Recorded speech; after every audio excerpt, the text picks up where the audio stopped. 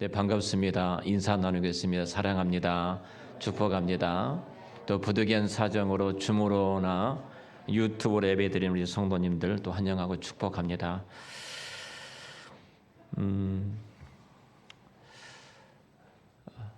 누가복음을 계속 강해하고 있습니다. 그 가운데 이 본문은 마태, 마가, 요한복음에 동일하게 기록된 말씀이기도 하고 특별히 그 요한복음의 세례요한 사역이 잘 기록이 되어져서 오늘은 요한복음 1장 19절 이하의 말씀을 또 같이 병행해서 보면서 하나님의 말씀을 잘 드러내는 또 그 말씀 앞에 우리가 주의 뜻을 찾아가는 시간을 갖도록 하겠습니다. 인생을 바꾸는 위대한 질문이라는 책을 보신 분들이 계실 것입니다. 그 책을 보면은 이 책의 질문은 이겁니다. 우리가 하는 질문 가운데 이 질문을 통해서 생각을 바꾸고 그리고 행동을 바꾸고 그 인생을 바꿀 수 있다. 사실 무엇을 어떻게 질문하에 따라서 그 사람의 전 인생이 변화되고 바꿀 수 있다. 이렇게 말하면 달라진다는 것이죠. 그 가운데 부정적인 질문은 그와 그 사람, 듣는 사람과 말하는 사람과 듣는 모든 사람들을 무너뜨리고 파괴하는 어두운 길을 걸어갈 수밖에 없다. 이렇게 말씀합니다. 우리는 늘 이런 질문하고 살아가죠. 정말 나는 행복하게 살고 있는가? 내가 걸어간 길은 정말로 옳고 바른 길을 걷고 있는가? 나는 잘하고 있는가? 하나님은 내 아버지신가? 그리고 예수 그리스도를 믿어 내가 천국 가야 되는데 정말 나는 천국에 갈 수 있겠는가? 이런 수많은 질문들을 우리를 하면서 이 땅을 살아가고 있습니다. 동일하게 오늘 본문에도 이 질문이 등장을 합니다. 우리가 잘 아는 것처럼 세례자 요한에게 유대인들을 중심으로 종교 지도자들이 그에게 찾아와서 공개적으로 질문한 내용이고 그 질문한 내용을 크게 요한은 두 가지로 답변합니다. 그 중에 하나는 너는 누구냐는 질문 앞에 나는 누구이다 이 질문이고 너가 지금 세례를 베풀고 있는데 이 세례를 베푼 것이 합당하냐 이 질문 앞에 내가 왜 지금 세례를 베풀고 있는가 두 가지입니다. 너는 누구냐 정체성이죠. 그리고 너가 하고 있는 일이 합당한 일이냐 사역입니다. 이 두 가지를 질문을 합니다. 이 두 가지 질문 앞에 요한이 그 대답하는 것이 아니라 성경은 요한의 증언이라고 말을 합니다. 질문에 대한 답이 아니라 그 질문을 통해서 바로 그가 하는 것은 증언이에요. 예수 그리스도를 위해서 나는 이렇게 한다. 그 증언을 하고 있습니다. 오늘 첫 번째 질문에 요한이 이제 신분에 관한 질문입니다. 너는 누구냐? 이런 질문하죠. 우리 요한복음을 1장을 좀 같이 보도록 하겠습니다. 요한복음 1장 19절에 보면은 유대인들이 예루살렘에서 제사장들과 레인들을 요한에게 보내어 내가 누구냐 물을 때에 요한의 증언이 이러하니라 이렇게 시작을 하죠. 지금부터 2000년 전에 팔레스타인의 한 인물이 등장합니다. 그리고 이 친구 앞에 젊은 친구 앞에 수많은 사람들이 모여들기를 시작합니다. 그리고 회개하라 천국에 가까웠다고 메시지를 전하고 광야에서 메뚜기와 석청을 먹으면서 복음을 전하고 그 앞에 나오는 많은 사람들에게 요단강에 내려가서 세례를 주는 이 일을 하고 있었습니다. 근데 유대인들은 그가 하는 일들을 보면서 의구심을 갖게 시작하죠. 저가 도대체 누구냐? 특별히 정치적인 이유 때문에 저들은 긴장감을 가질 수밖에 없었어요. 굉장히 많은 사람들이 요한을 따라다니니까 그 힘이 막강하게 모아지고 그 힘 때문에 우리의 자리가 우리의 위치가 이태롭지 않을까 이런 생각을 가질 수밖에 없었을 것입니다. 그래서 찬성이든 반대든지 어떻든 그 유대인들이 제사장과 종교 지도자들을 통해서 너는 누구냐 공개적인 이 질문을 하고 있습니다.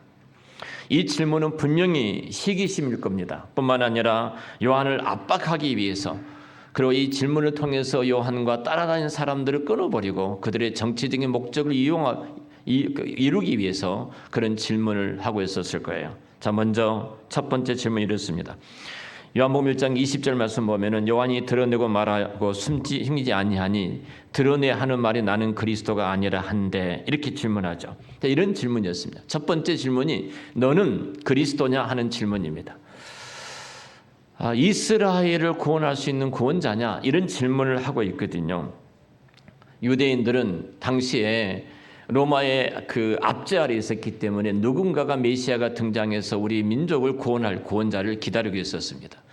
그러니까 요한을 보니까 이런 일을 한 것 보니까 궁금하죠. 그래서 너는 그리스도냐? 이런 질문을 합니다. 어찌 보면은 세례를 베풀고 행하는 일들을 보니까 긍정적인 면도 보이거든요.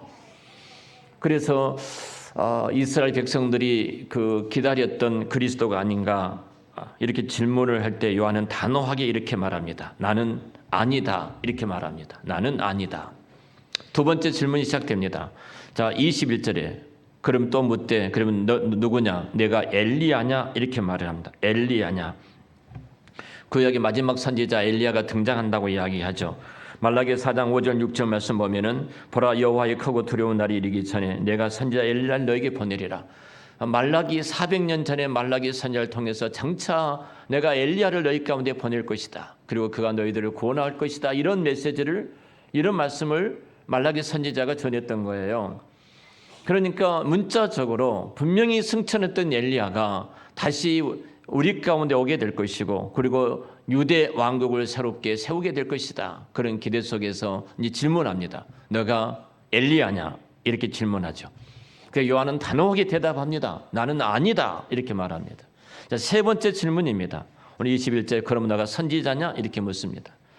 신명기 18장에 보면은 15절부터 18절 말씀 보면은 선지자라는 것은 여기서 말하는 선지자는 메시아를 가리켜서 말하고 있습니다. 그래서 요한은 분명하게 말하죠. 나는 아니다. 나는 메시아가 아니다. 나는 선지자가 아니다. 이런 대답을 합니다. 명확하게 대답을 합니다. 나는 그리스도도 아니고 나는 엘리야도 아니고 나는 선지자도 아니다. 근데 단순히 아니다는 것이 아니라 그 질문 앞에 요한이 증언이 시작이 되어지죠. 또 하나의 사역적인 질문이 이루어집니다. 네 번째로 그러면 너는 선지자도 아니고 그리스도도 아니고 너는 엘리야도 아닌데 너가 세례를 왜 주느냐? 자격이 없다 이 말이죠. 너가 무슨 자격으로 지금 세례를 베풀고 있느냐? 이렇게 질문을 하고 있는 것입니다. 그때 요한은 대답합니다. 내가 지금 이런 일들을 하게 하는 것은 내가 지금 물론 여러분들에게 세례를 베풀지만 내 뒤에 오신 분은 불과 성령으로 세례를 줄 것입니다. 그리고 나는 감히 그분 앞에서 그분의 신발을 신고 벗기고 그리고 신발의 끈을 풀고 묶는 일을 하기조차 못하는 자입니다. 그 할 수 없는 자에 불과합니다. 이렇게 이야기를 합니다. 자, 여기서 요한이 증언했던 두 가지 앞에 우리가 이제 증언을 들어봐야 됩니다. 분명히 아니다고 하고 두 가지를 증언을 하죠. 이렇게 증언합니다. 나는 그리스도 길을 예비하는 자로 서 있다. 자, 요한복음 1장 22절과 23절입니다. 또 말하되 누구냐? 우리를 보낸 이들에게 대답하라. 너는 내게 대하여 무엇이라고 하느냐? 많은 사람 우리를 보냈는데 우리가 그들한테 가서 말해야 될 것이 아니냐? 그럼 너는 누구냐? 뭐라고 내가 말할 것이냐? 이렇게 물었죠. 근데 23절에 이래 나는 선지자 이사야 말과 같이 주의 길을 곱게 하라고 광야에서 외치는 자의 소리라 하니라. 나는 주의 앞에 와서 주의 길을 준비하는 외치는 자의 소리에 불과합니다. 이렇게 말합니다. 이것은 이사야 40장 3절 말씀이죠. 이사야가 지금 요한의 사역, 세례자 요한의 사역 700년 전에 예언하기를 광야에 외치는 자의 소리가 있을 텐데 그 소리는 그 길을 평탄케 하는 소리가 있을 것이다. 이 이야기를 합니다. 광야라는 이 단어 속에 주었던 왜 요한이 사람이 많은 곳에 살가지 않고 광야라는 어떤 특별한 지역을 성경에 말하고 있는가는 제가 여러분에게 말씀을 드렸기 때문에 잘 이해하고 계시라고 생각이 됩니다. 자, 여러분 혹시 신장로라는 길을 알고 계신가요? 신장로란 단어? 제가 일부 예배 때 보니까 30대들은 다 모르더라고요. 30대. 40대인 분 신장로 아닌지 모르겠어요. 40대 누구 있죠? 우리 30대 후반에 이제 가고 있는 우리 이승현 집사 신장로 알아요? 모른다고네. 국어 선생님이셨는데 신장로 시골길입니다. 비포장된 도로이죠. 포장이 되지 않는 도로를 신장로라고 이야기를 합니다. 이게 사투리인가요? 자, 비 한 번 오고 나면요, 이 신장로는 다 패입니다. 그래서 동네 사람 다 불러내서 패인 도로들을 다 닦아내는 일을 하죠. 움푹 패인 곳을 다 메꾸어서 사람이 다니다가 다치지 아니하도록, 또 이렇게 여러 가지 도구들이 지나갈 때 불편함이 없도록 그 작업을 해 갑니다. 움푹 패인 곳을 메꾸고 높은 곳을 깎아서 도로를 놓지요. 도로를 다듬는 작업을 하고 있는데요. 이렇게 생각하면 돼요. 옛날에 임금이 행차할 때 보면은 그 길을 먼저 다 어디서 어디까지 간다 하면 그 길을 다 놓지요. 아주 오래전에 이제 한해가 들었을 때 박정희 대통령이 이제 지나가신 적이 있습니다. 당시에 제가 어렸을 때인데 지나가는데요, 대통령이 온다 하니까 진짜 길이 다 달라집니다.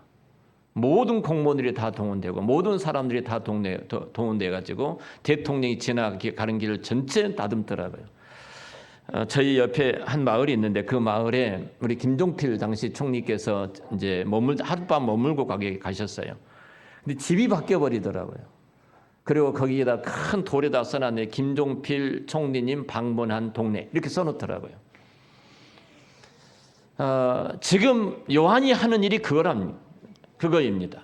예수 그리스도가 오시는 그 길을 평탄케 하는 작업을 하고 있는 거예요. 그 길을 예비하고 있는 거예요. 오시는 길을 준비하는 작업을 해요.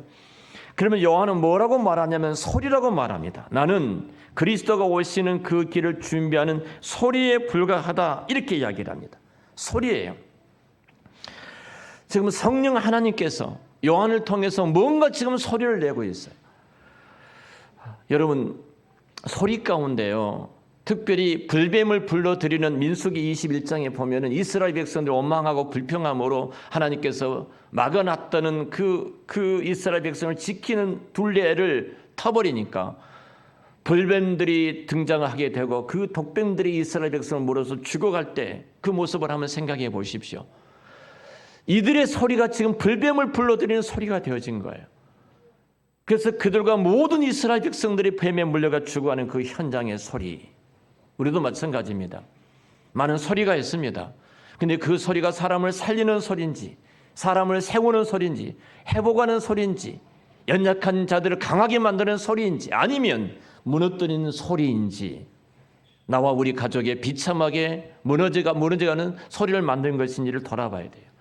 시편 118편 15절 말씀 보면은 의인의 장막에는 기쁨과 승리의 소리, 승리의 함성이 울려 퍼진다.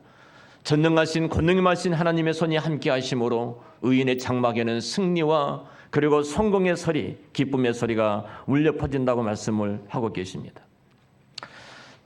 외친다니, 외친다. 이사야 40장 3절 말씀에 이 외친다는 현재 분사형으로 기록이 되었어요. 그러니까 시제로 말을 한다면 이런 내용입니다. 선포한 메시지가 끝나버린 거예요. 지속적으로 계속해서 들리고 있다는 겁니다. 다시 말씀을 드리면 이사야 시대의 그 선지자를 통해서 말씀이 들려졌던 것처럼, 세례 요한을 통해서 또 그 시대의 말씀이 들려주셨던 것처럼, 오늘 또 주님의 교회를 통해서, 그리고 당신께서 피로 값주고 사신 영광스러운 교회와 자기 백성들을 통해서 끊임없이 하나님의 말씀이 바로 동일하게 외쳐지고 있다는 사실이에요. 우리 모습들을 한번 돌아봐야 할 것입니다. 요한은 분명하게 말합니다. 나는 외치는 자의 소리다. 그리고 그리스도가 오시는 그 길을 준비하는 자의 소리다. 이렇게 말합니다. 이사야 선지자가 약속했던 그 소리를 지금 내가 그 소리를 내고 있는 것이고, 동일하게 오늘 성령께서는 저와 여러분들에게 이 예배를 통해서 산처럼 교만했던 우리들의 마음들을 깨뜨리셔서 낮추어 깎아 낮추어 만드시고, 우리의 또 열등감 속에서 좌절과 절망과 낙심에 빠졌던 우리들의 모습 속에 찾아오셔서 다시 한번 우리 마음을 돋우어 주의 말씀이 우리 가운데 임하게 되고 성령께서 그리스도의 영광이 임하도록 하는 사역, 그 사역을 하고 계신 줄로 믿습니다. 맺힌 자의 소리, 이 소리, 과연 나는 어떤 소리를 내고 있는가? 요한은 또 이렇게 말을 합니다. 그의 신분상 나는 감히 내 자신과 그리스도와는 비교할 수가 없다고 말하죠. 요한복음 1장 26절 27절입니다. 요한이 대답하되 나는 물로 세례를 베풀거니와 너희 가운데 너희가 알지 못하는 한 사람이 있었으니 곧 내 뒤에 오시는 그이라. 나는 그의 신발끈을 풀기도 감당하지 못하겠노라 하더라. 감히 나는 비교할 수가 없다는 겁니다. 나는 비교할 수 없다. 옛날에 종들은 이런 일을 합니다. 상전이 밖에 나갔다 집에 돌아오면 상전의 신을 벗겨줍니다. 그 끈을 풀어서 상전의 신을 벗겨주어요. 그리고 그 상전의 그 주인의 발을 씻겨 방 안으로 들어가도록 만듭니다. 주인이 외출할 때 밖으로 나오면은 그 종은 신발을 가져가서 그 주인의 신을 신겨주고 신발끈을 묶어줍니다. 그런데 아무나 한 것이 아닙니다. 당시에 모든 노예가 하는 것이 아니라 특별하게 지정되어진 총애를 받는 노예가 그 일을 하는 것입니다. 대부분이 많은 노예들은 짐승처럼 살아갈 수밖에 없었는데 그중에 총애를 받는 노예는 주인의 신발을 신기고 벗기고 그 끈을 묶고 풀고 하는 일을 했어요. 근데 요한은 이렇게 말합니다. 여러분들이 저를 대단하게 여깁니다만 저는 그런 자가 아닙니다. 내가 하는 것은 바로 예수 그리스도 그분의 신발 신기고 벗기고 그 끈을 묶고 푸는 것조차 하지 못할 정도로 저는 그렇게 작은 자입니다. 이 이야기를 요한이 합니다. 나는 그런 자격도 없다는 것입니다. 나는 아무런 자격이 없는 사람입니다. 분명히 그의 정체성 내가 누구인가를 알고 있었습니다. 나는 이런 사람입니다. 여기서 오늘 본문을 통해서 우리가 두 가지 적용을 해보려고 합니다. 그 중에 하나입니다. 나는 그리스도 안에서 나의 신분을, 내 자신의 신분의 분명한 인식, 나는 정체성을 바르게 갖고 있는가입니다. 나는 누구인가? 나는 누구인가? 나는 정말로 주님의 종입니다. 세례 요한이 그랬던 것처럼 신발을 신고 벗기고 그 신발 끈을 묶고 푸는 그런 자격도 없는 자에 불과합니다. 혹시 누가 나를 과장해서 인식할지 모르지만 저는 아무것도 할 수 없는 자입니다. 이런 강한 그리스도 십자가 앞에서 자기 부정이 분명할 때 그 십자가 은혜가 우리 가운데 다가오게 될 줄로 믿습니다. 우리가 잘 아는 것 세례 요한만이 그러지 않습니다. 우리의 믿음의 위대한 사도였던 바로 사도 요한을 보십시오. 그는 그리스도를 만나고 이렇게 나는 죄인입니다. 그렇게 고백합니다. 신앙에 성숙하고 믿음이 자랄수록 나는 죄인 중에 죄인입니다. 그러가 그가 인생을 모두 사역을 마무리하고 주님 앞에 가기 직전에 자기는 죄인 중에 괴수입니다. 나는 아무것도 아닙니다. 세상의 모든 죄인들의 왕입니다. 괴수입니다. 그리고 내가 나된 것은 하나님의 은혜입니다. 하나님의 은혜입니다. 내가 다른 사람보다도 매를 좀 더 맞았다는 그것도 하나님의 은혜입니다. 내가 동족과 이방과 강과 바다와 수많은 위협 속에 있었지만 그것까지도 하나님의 은혜입니다. 여러분, 우리가 십자가 그 은혜를 녹아 잊어버리면, 십자가 그 긍휼과 그 차별을 우리가 놓아버린다면 여러분, 우리는 가장 교만한 자리에 갈 수밖에 없습니다. 오늘 아침에 여러분들이 읽었던 성경 말씀입니다. 말씀 읽으셨죠?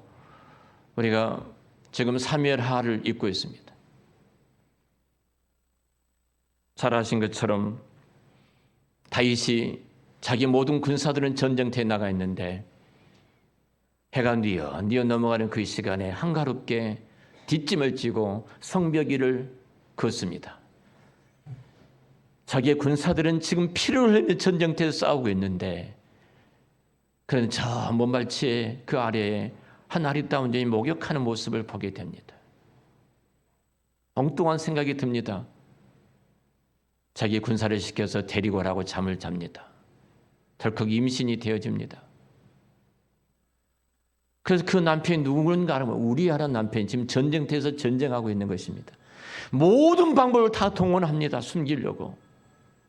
그리고 결국은 질 수밖에 없는 전쟁을 만들어 놓고 그 밧세바의 남편 남편 우리아를 제일 앞장서게 하고 그 성벽 가까이 가게 하고 활에 맞아 죽게 만듭니다. 성군이었던 다윗입니다. 거룩한 자입니다. 그는 무엇을 하든지 하나님께 묻고 기도했던 사람이고 모든 민족으로부터 추앙받던 다윗입니다. 그런데 하나님의 은혜가 한순간 거둬져 버리면 가장 비참하게 무너졌던 사람이 다윗 아닙니까? 제가 우리 사역자방에 아침에 일어나서 기도하고 그 말씀 성경을 읽고 나서 문자를 매일 말씀의 묵상 글을 올립니다. 그 글을 올렸습니다. 하나님의 은혜가 거둬져 버리면 우리는 아무것도 아닙니다. 가장 무서운 죄인 중에 죄인이고 죄인 중에 개수일 뿐입니다. 소망이 없는 자들입니다. 내놓을 것이 아무것도 없는 자들입니다. 그 하나님의 은혜만이 내가 나되고 내가 나된 자리에 하나님의 은혜 가운데 내가 설 수가 있습니다. 여러분, 다윗이 그랬던 것처럼 우리도 동일합니다. 주의 은혜가 거둬진 순간 가장 무서운 죄인 한 사람을 우리 곁에서 보게 될 것입니다. 우리가 이 자리에 머물러 있는 것은 하나님 그분의 은혜로 이 자리에 있게 된 줄로 믿습니다. 세리야는 분명한 그의 신분의 인식을 갖고 있었습니다. 나는 감히 신발끈을 풀기도 메고 푸는 것도 감당치 못할 자에 불과합니다. 십자가 앞에 서서 여러분들 신분의 정체성을 분명히 가질 때 성령님께서 폭포수 같은 은혜를 우리 가운데 부어주실 줄로 믿습니다. 또 하나입니다. 세리야는 주님의 앞길을 준비하는 일을 했습니다. 앞길을 준비하는 일을 했어요. 사람마다 마음의 길을 준비해서 모든 사람들이 그 길을 걸어갈 수 있도록 그리스도께로 돌아올 수 있도록 그래서 세리야의 제자들이 그리스도의 제자가 되어집니다. 섭섭하지 않겠습니까? 내가 양육했고 내가 길렀고 내가 훈련시켜서 내 제자가 되었는데 그 제자들이 하나 둘 빠져나가 그리스도의 제자가 된 겁니다. 근데 세리야는 너무 기뻐합니다. 왜냐하면 내 사명이 그러했기 때문입니다. 여러분, 길을 준비하는 자는 길을 닦는 자는 개척자라고 말을 합니다. 그래서 여간 힘든 것이 아닙니다. 부담스럽습니다. 길을 준비하는 자가 이 개척자가 되기 위해서는 근데 우리가 고난을 두려워해서는 안 될 것입니다. 그리고 세상에 정말로 욕심과 그 탐욕을 가져서는 길을 놓을 수가 없을 것입니다. 탐욕을 버려야 되죠. 여러분들이 이제 오늘부터서 읽게 될 책이 고 이어령 교수가 쓴 그 책을 읽으실 것입니다. 먹다 그리고 듣다 걷다는 책을 읽으시는데 그 책의 151쪽 보면은 이런 내용이 나옵니다. 산티아고 순례길의 이야기가 나옵니다. 여러분 하루 정도면 그냥 2-3시간 읽을 수 있는 가벼운 책이지만 굉장히 중요한 것들이 담겨 있습니다. 편안하게 읽으시면 참 좋겠습니다. 산티아고 순례길에 대해서 나오는데 수십만 명이 걸어가도 부딪힌 적이 없습니다. 이런 이야기를 합니다. 제가 PPT를 보냈는데 안 나오네요. 늦게 보내가지고 그렇습니다. 고맙습니다. 어떤 사람은 자전거를 타고 가고 어떤 사람은 등산 배낭을 메고 그 길을 걸어갑니다. 수십만 명이 걸어가지만 부딪히는 사람들이 없습니다. 남녀노소할 것 없이 그 흐름을 따라서 아무 무리 없이 그 길을 걸어갑니다. 내 목적은 하나이기 때문에 라고 이어령 교수는 이야기합니다. 그것은 순례길 완주라는 분명한 목표가 있기 때문에 서로 부딪히지 않고 남녀노소 할 것 없이 모두가 이 길을 함께 걸어가고 있습니다. 이유는 하나입니다. 목표가 같기 때문에. 이어른 교수는 또 이 말을 합니다. 여러분 백화점에 가보십시오. 백화점에 가면 100명도 채되지 않는 사람들이 부딪히고 아우성을 칩니다.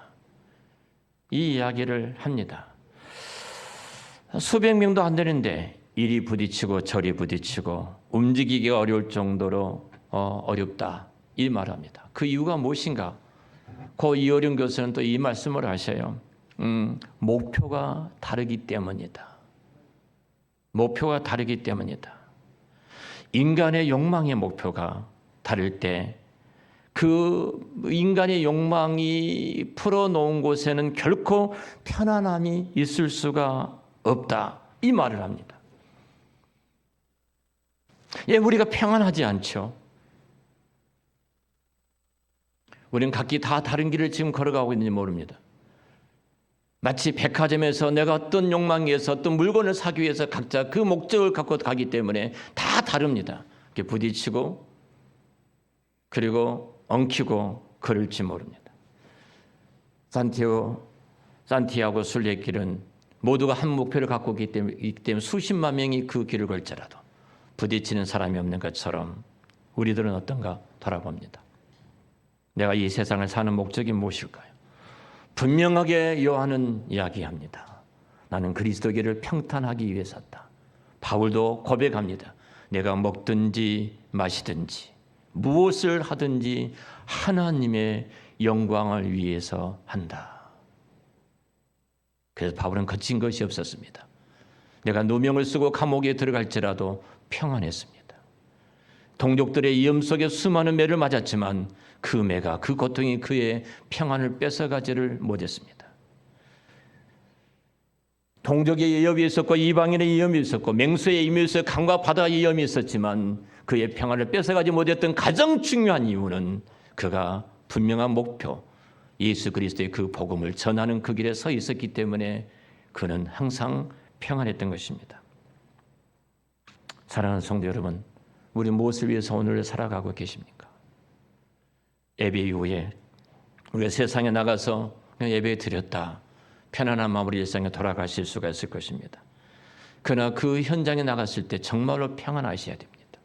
장사를 하든 직장에 다니든 가정에 들어가든 어떤 일을 하든 평안해야 합니다.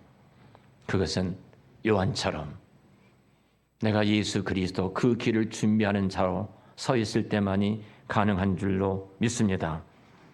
우리는 주의 길을 준비해야 합니다. 우리 자신이 길이 되기를 하나님은 원하고 계십니다.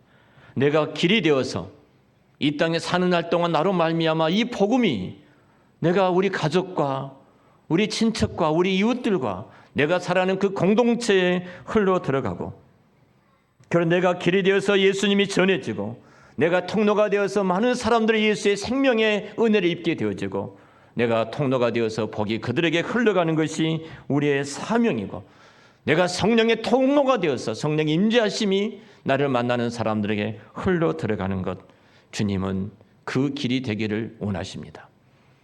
저와 여러분들이 바로 성령님의 이 겨울관 도구, 성령님의 길이 되어져서 바로 예수님이 오시는 그 길을 준비하고 나로 말미암아 내가 장애물이 되어져서 너 때문에 예수를 합니다. 내가 너 때문에 교회를 안 나가. 당신 같은 사람이 있을 것 같아서 교회를 못 가. 그런 거친 돌이 아니라 그 돌을 치워서 나로 말미암아 당신 보니까 내가 예수 믿고 싶다. 당신과 함께 신앙생활을 하고 싶다. 당신이 다니는 그 교회, 당신이 믿는 그 예수, 당신이 사랑하는 그들을 내가 사랑하고 싶다. 바로 그 성령님의 도구가 되어져서 요한처럼 그리스도를 증언하는 자로 여러분의 인생이, 여러분의 생애가 드려지시기를 우리 주의 이름으로 축원합니다. 기도하겠습니다. 하나님 감사합니다.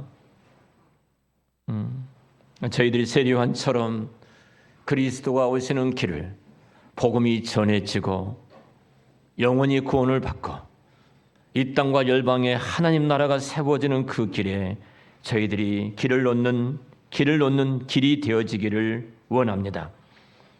우리가 길이 되어져 정말로 복음이 흘러 들어가고 내가 길이 되어져서 예수님이 전해지고 내가 길과 통로가 되어서 축복이 임하고 내가 통로가 되어서 성령의 임재가 내가 만나는 사람과 내가 함께하는 공동체에 흘러가기를 원합니다. 성령 하나님, 우리 가운데 기름을 부어주셔서 이 어두운 시대에 나로 말미암아 많은 사람들이 행복해지고 나로 말미암아 많은 사람들이 예수를 믿어 구원에 이르며 나로 말미암아 이 땅에 절망과 비참 속에 살아가는 사람들이 희망과 소망을 갖고 믿음으로 일어서는 은혜를 베풀어 주시옵소서. 우리 한사랑교회가 이 땅에서 살리고 세우고 회복하고 그리고 복을 주는 복의 통로가 되어지기를 원합니다. 그 길을 놓는 교회 되도록 은혜를 베풀어 주시옵소서. 예수님의 이름으로 기도드렸습니다. 아멘.